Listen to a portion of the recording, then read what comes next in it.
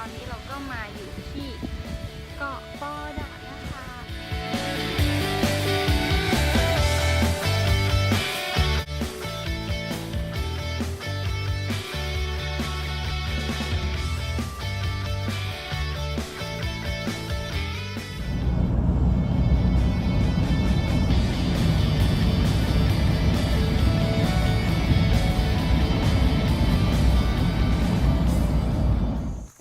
สวัสดีค่ะเพื่อนๆทริปนี้เราพาเพื่อนๆมาเที่ยวที่จังหวัดกระบี่นะคะ ก็เดินทางมาโดยสายการบินแอร์เอเชียคนละ20 บาทค่าเข้า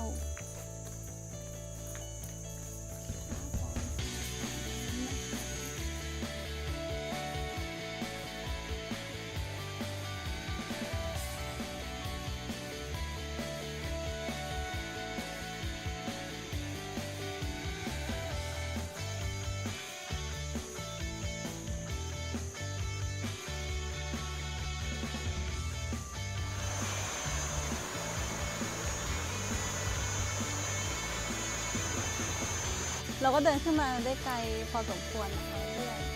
น้ำเขาเป็นสีแบบสวยอ่ะสวยมากเลยแล้วข้างบนก็จะเป็นเขาค่ะดูสีน้ำสิ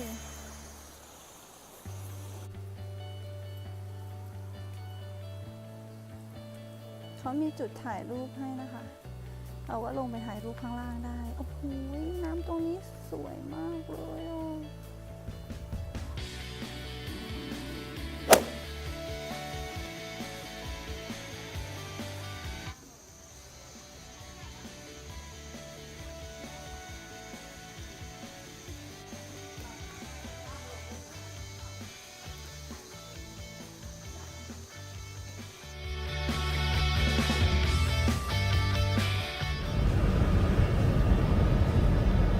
เป็นเส้นทางที่เรากลับมาจากท่าปอมแล้วก็จะไปหาดนพรัตน์นะคะถนนเส้นนี้สวยมากเลยไม่รู้เรียกถนนอะไรแต่ว่าสวยมาก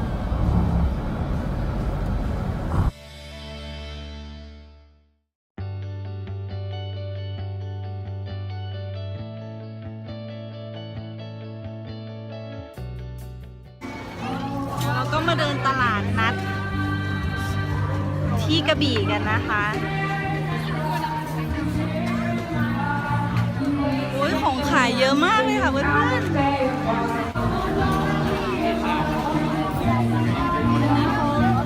อะไรก็ไม่รู้อ่ะ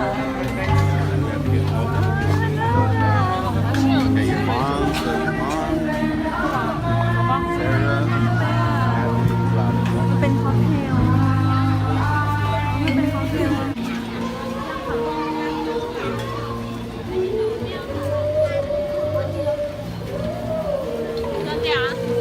ก็คง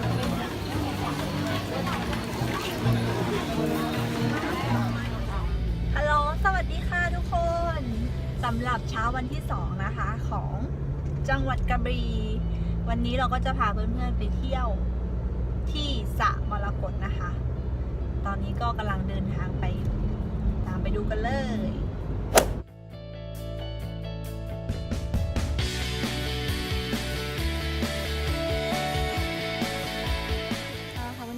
ตอนนี้เราก็มาถึงน้ำตกร้อนนะคะก่อนที่เราจะไปสระมรกตจ่ายตังค์นะคะคนละเท่าไหร่คะคนละ20ค่ะเดี๋ยวรถด้านหน้า30นะคะเราจะนั่งรถไฟฟ้าไปดีไหมรถไฟฟ้าไปกับ20 บาทสรุปคือเดินเราก็มาถึงแล้วนะคะมันจะมีเป็นบ่ออยู่ข้างล่างด้วยเดี๋ยวเราไปพิสูจน์กันว่ามันร้อนจริงหรือเปล่าร้อนจริงๆกัน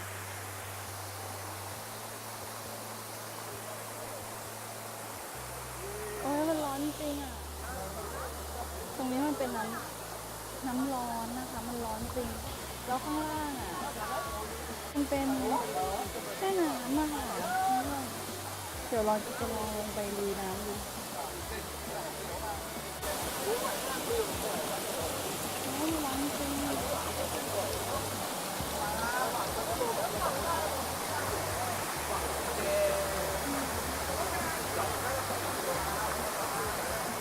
แล้วเราก็มาถึงสระมรกตแล้วนะคะนี่บัตรค่าเข้า20 บาททำไมต้องเป็นไก่ทำไมต้องเป็นไก่ไม่รู้ไปต่อกันดีกว่าค่ะ แล้วเราก็ต้องเดินเข้าไปนะคะ มันมีให้เลือกระหว่างเดินทางดีๆกับเดินทางแบบนี้นะคะ เดินทางแบบนี้800 เมตร เดินทางดีๆ ที่เขาทำเป็นทางเข้าไป 1,400 เมตรเพื่อนๆจะเลือกแบบไหนเลือกแบบนี้ใช่ไหมไป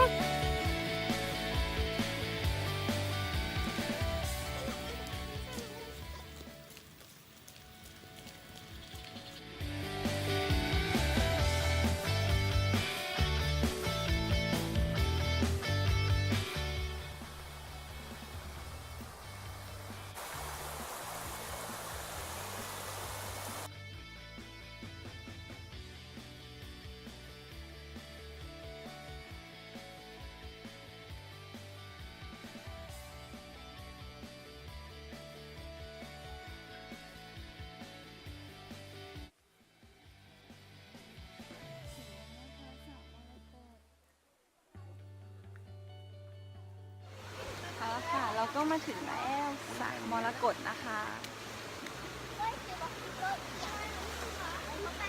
สวยไหมเราเดินขึ้นมา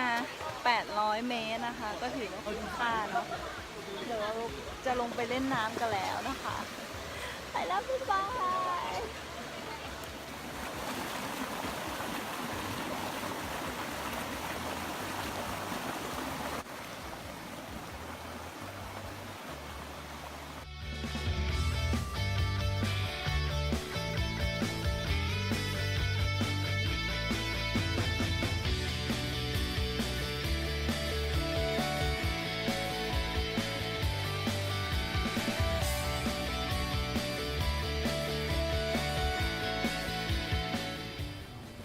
ตอนนี้เราก็มาที่อ่าวพระนางนะคะเราก็มาดูบรรยากาศตอนกลางคืนของเขาว่ามันจะเป็นยังไงคึกคืนไหมเพื่อนๆดูอันนี้เป็นทางเดินเรียบไม่ใช่เรียบชายหาดนะมันจะเป็นเส้นเขาเรียกถนนพระนางนะคะมันก็จะแบบมันจะเป็นแบบคอมมูนิตี้มอลล์มันก็จะแบบมีพวกร้านอะไรเงี้ย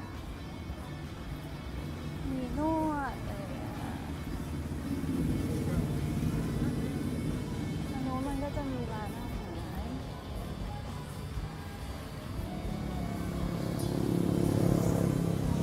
เขาเรียก RCA Entertainment ทำไมเราต้องมา RCA ไกลขนาดนี้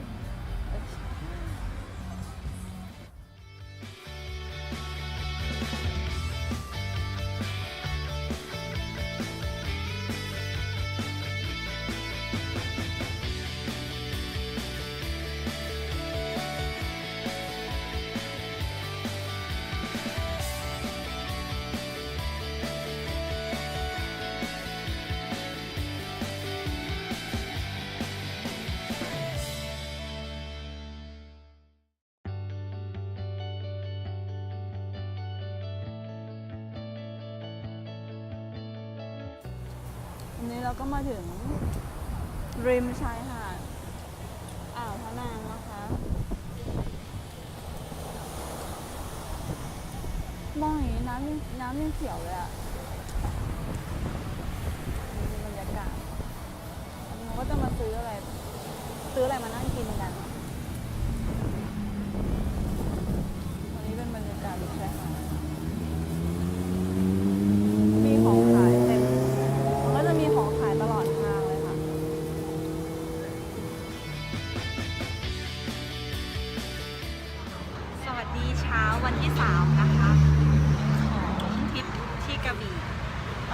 กินข้าวที่ร้านข้าวหน้าเป็ดเยาวราชนี่เรามากินไกลถึงกระบี่แล้วนี่ให้ดูว่าน่ากินไหมอันนี้ข้าวหมูแดงหมูกรอบเพิ่มไข่แล้วก็ต้มดอกไม้จีนแล้วก็ข้าวขาหมู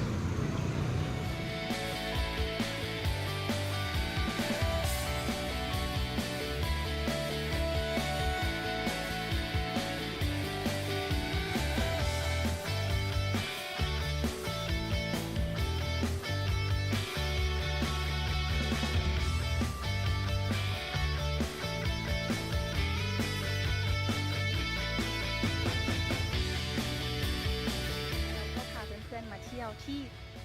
เกาะต่างๆนะคะ เกาะแรกที่เรามาถึงก็คือทะเลแหวกทะเลมันแหวกนะตรงนี้นะเนี่ยค่ะเราก็เหมาเรือมานะคะทำไมเราต้องมาพร้อมกันกับทัวร์ฝรั่งด้วยดีอ่ะดูดิ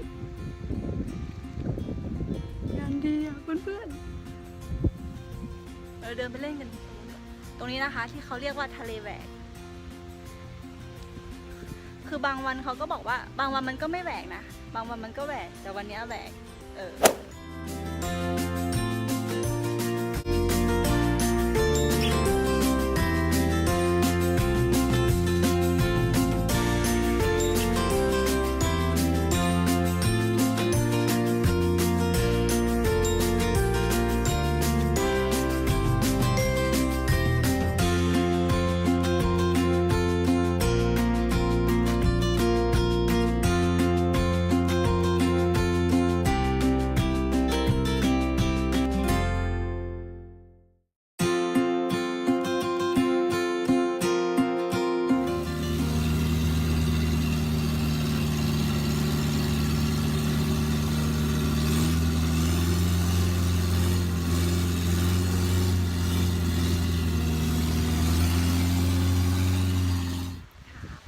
ตอนนี้เราก็มาอยู่ที่เกาะปอดะนะคะโดยเรือลำนี้ของเราเอง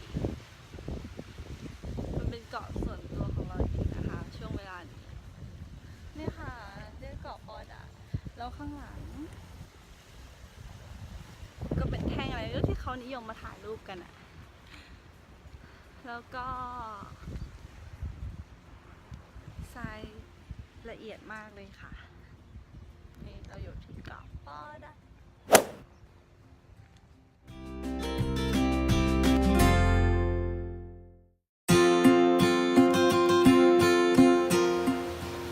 สวัสดีค่ะตอนนี้เราอยู่อ่าวนางนะคะเรามาถึงแล้วค่ะเพื่อน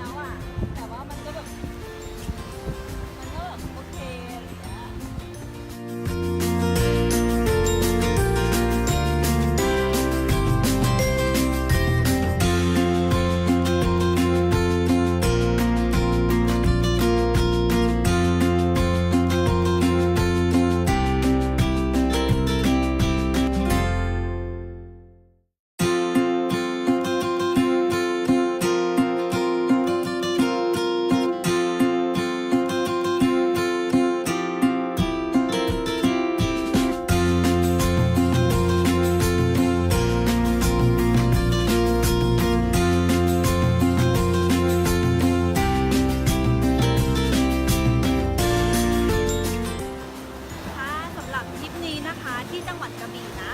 เราก็จะขอจบคลิปด้วยบรรยากาศสวยๆอย่างนี้นะคะ ให้เพื่อนๆได้ดูกันเนาะที่ถ้ำพะนางนะคะไปแล้วนะคะขอบคุณที่มารับชมทุกคนสามารถติดตามInstagramได้นะคะเดี๋ยวจะใส่ไปข้างล่างนี้เนาะไปแล้วบ๊ายบาย